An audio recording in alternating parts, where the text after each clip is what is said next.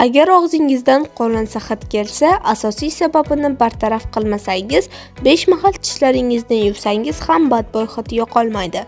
Tomog'ingizdagi sassiq bo'laklar bodomsimon bez lakunalaridagi hidli yiringli tiqinlardir. Sizda tiqinlar bo'lishini ham bilmaysiz, qachonki tiqinlar og'zingizga tushmagunicha. Tiqinlar nima uchun paydo bo'ladi? Ovqat qoldiqlari, bakteriyalar va o'lik hujayralar bodomsimon bezlarda to'planadi. Yallig'lanish bo'lsa, tiqinlar tez-tez paydo bo'ladi. Agar sizda doimo tomoqda qichishish, achishish, og'riq bo'lsa, sizda tiqinlar bo'lish ehtimoli yuqori. Nima qilish kerak? Chayish va spreylar yordam bermaydi. Faqatgina lor shifokori ko'rigiga borish, bodomsimon bezlardagi lakunalarni yuvib, tiqinlardan tozalash chora hisoblanadi.